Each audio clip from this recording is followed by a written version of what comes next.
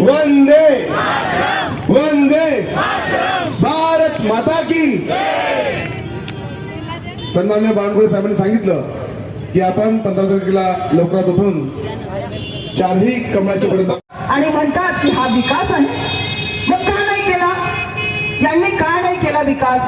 आज मी तुम्हाला एकच वचन देते की आपल्या या भागामध्ये उर्वरित जे काही कामं आहे ते आम्ही करण्याचा नक्की प्रयत्न करू. कारण त्याचं असं की भारतीय जनता पक्षाच्या मनगटात इतका जोर आहे, कारण केंद्र सरकार भारतीय जनता पक्षाचं आहे, महाराष्ट्रात सरकार भारतीय जनता पक्षाचं आहे. म्हणून आम्ही या भागाचा विकास सिव्हिल लाईन केल्याशिवाय राहणार नाही. आपण येत्या 15 तारखेला चारही कमळाच्या बटन दाबून आपण चारही उमेदवारांना विजयी कराल. आणि एकच मिनिटाचं सांगते, आमचं विजन एकच, मूलभूत गरजा आम्ही पूर्ण करूच, पण मुलांना ई लायब्ररी कशी मिळेल, मुलांसाठी इंडोर गेम्स कसे तयार होतील, मुलांसाठी स्पोर्ट कसं तयार करता येईल आणि महिलांसाठी योजना कशा आणता येईल याचा प्रयत्न आमचा राहील. योगायोगाने 15 तारखेला माझा वाढदिवस सुद्धा आलेला आहे. आपल्याला मी एकच मागते की 15 तारखेला मतदान सुद्धा आहे. आपण आपला आशीर्वाद, आपलं प्रेम 15 तारखेला माझ्या वाढदिवसाच्या दिवशी आपण चारही उमेदवारांना मताचं दान देऊन मी हे समजेल की मला माझ्या वाढदिवसाच्या शुभेच्छा मिळाल्या.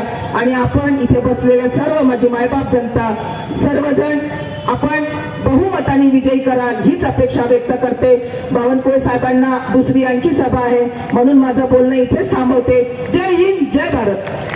नितीन गडकरींना आपण दिलं हे कमळाचं मत इतकं महत्वाचं होतं. या कमळाच्या मताने माननीय मोदीजी पंतप्रधान झाले आणि आज माननीय नितीन गडकरीजी या देशामध्ये या देशाच्या विकासाचा एक सूत्र म्हणून या ठिकाणी काम करतात आहे. काश्मीर पासून कन्याकुमारी पर्यंत, मुंबई पासून कलकत्ता पर्यंत आज या भूमीचं, नागपूर भूमीचं नाव या देशामध्ये, या विश्वामध्ये पोहोचवण्याकरता मोदीजीच्या खांद्याला खांदा लावून माननीय नितीन गडकरीजी आपल्या शहराला मजबूत करताय. आणि माननीय देवेंद्रजीच्या नेतृत्वामध्ये आपलं सरकार समाजाच्या शेवटच्या व्यक्तीकरता काम करत आहे. आमचे आमदार मोहन मतेजी, मला अभिमान आहे, मोहन मते सारखा एक चांगला उत्कृष्ट कार्यकर्ता या भागाचा आमदार आहे. मी विधानमंडळात 22 वर्षापासून आहे, विधिमंडळात 22 वर्षापासून आहे. मी या ठिकाणी बघतोय मोहन मतेजी सुद्धा विधिमंडळामध्ये आपल्या दक्षिण नागपूरच्या विकासाकरता मंत्रालयाच्या 7 मजल्याच्या टेबलवर जाऊन आपल्या दक्षिण नागपूर मतदारसंघाकरता काम करताय. बंधू भगिनींनो, माननीय देवेंद्र फडणवीसजींनी विकसित महाराष्ट्राचा संकल्प केला. 2029 चा महाराष्ट्र, 2035 महाराष्ट्र, 2047 महाराष्ट्र मंत्रिमंडळासमोर जेव्हा मी मंत्री म्हणून देवेंद्रजींनी मांडलेला महाराष्ट्र बघितला आणि विकसित महाराष्ट्र सोबत विकसित नागपूरचा संकल्प देवेंद्रजींनी केला.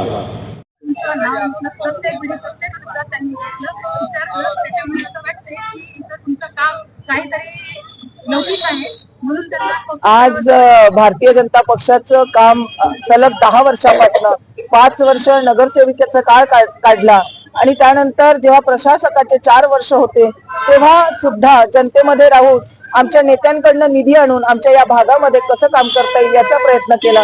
परंतु आमच्या नेत्यांना मी प्रत्येक योजना इतक्या प्रामाणिकपणे जनतेपर्यंत पोहोचवल्या.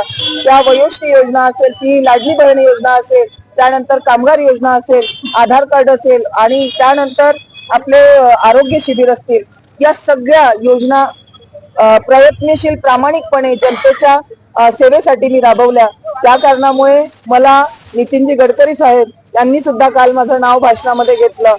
आपल्या कामामुळे आपल्या नावाची प्रगती होते हे तेवढंच सत्य आहे. म्हणून बावनकुळे साहेबांनी माझं नाव घेतलं, कारण आमचं भारतीय जनता पक्ष असा पक्ष आहे की ते जरी का आमच्या भागामध्ये राहत नसेल आमचे नेते, पण त्यांचं लक्ष तिथे बसून प्रत्येक कार्यकर्त्यावर असते की कुठे काय सुरू आहे भारतीय जनता पक्षाचं काम.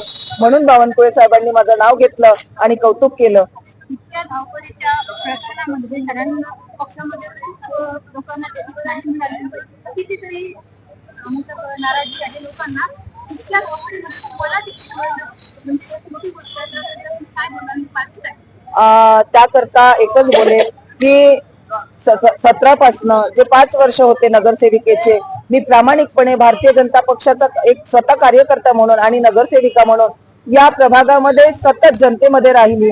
आणि त्यानंतर प्रशासकाचे जे 4 वर्ष होते, कोरोनाचा काळ होता, कोरोनाच्या काळामध्ये सुद्धा लोकांना अन्न पुरवठा कसा करता येईल, किट वाटप कसं करता येईल, आरोग्य शिबिर कसं घेता येईल, या सर्व गोष्टी मी प्रामाणिकपणे केल्या. त्या कारणामुळे भारतीय जनता पक्षाचं अगदी मायक्रो लक्ष असते आणि त्या कारणामुळे मला आज माझ्या कामाच्या बेसवर भारतीय जनता पक्षाने तिकीट दिली. मी धन्यवाद देते या आमदार साहेबांचे, म्हणजे आमचे दक्षिण नागपूरचे आमदार मोहन भाऊ यांचे, आमचे गडकरी साहेब, आमचे फडणवीस साहेब आणि त्यानंतर आमचे बावनकुळे साहेब, या चारही आमच्या नागपूरच्या नेत्यांचे मी खरंच मनापासून धन्यवाद व्यक्त करते याकरिता की आज खऱ्या अर्थाने भारतीय जनता पक्षासाठी आणि जनतेसाठी जो राबराब राबतो त्या व्यक्तीला तिकीट दिली. स्वतः मंगला शशांक खेत्रे आणि माझं भारतीय जनता पक्षाचं 4ही लोकांचं आमचं पॅनल. आपण या प्रभाग क्रमांक 34च्या सर्व नागरिकांना एकच विनंती की आपण कमळाची बटन दाबून आमच्या या प्रभाग क्रमांक 34च्या 4ही उमेदवारांना बहुमताने विजयी करा.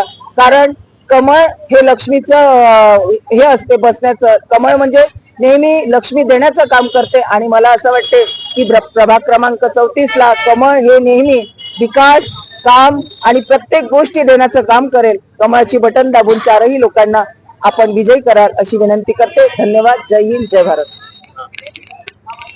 माझं नाव मनीषा लीलाधर नगरधनकर. मी मानेवाडा जबलपूर लेआउट मध्ये राहते. प्रभाग 34ब एसटी कॅन्डिडेट म्हणून मला उमेदवार दिलेली आहे. मी भारतीय जनता पक्षामध्ये 6-7 वर्ष झाले मी तिथं कार्यकर्ता म्हणून आहे. विधानसभाचं होतं तेव्हा मला बूथ प्रमुख मिळालेलं होतं.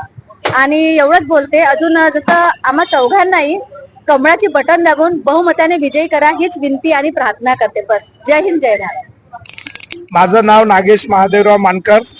प्रभाग क्रमांक 34 मध्ये मला भारतीय जनता पक्षातर्फे उमेदवारी मिळालेली आहे.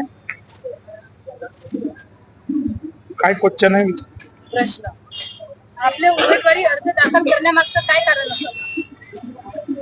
उमेदवारी अर्ज आमच्या भारतीय जनता पक्षामध्ये जे कार्यकर्ते काम करतात त्यांच्याकडून कुणाची करतो की येत्या 15 तारखेला आपलं हा लोकतंत्राचा उत्साह आहे. त्या लोकतंत्राच्या उत्साहामध्ये आपण सामील होऊन आपलं मत आमच्या प्रभाग 34 मध्ये 4ही उमेदवार आहे. आम्हा 4ही उमेदवाराला आपण भरघोष असा आशीर्वाद देऊन आम्हाला विजयी करावा. बस एवढीच आम्ही विनंती करत आहे.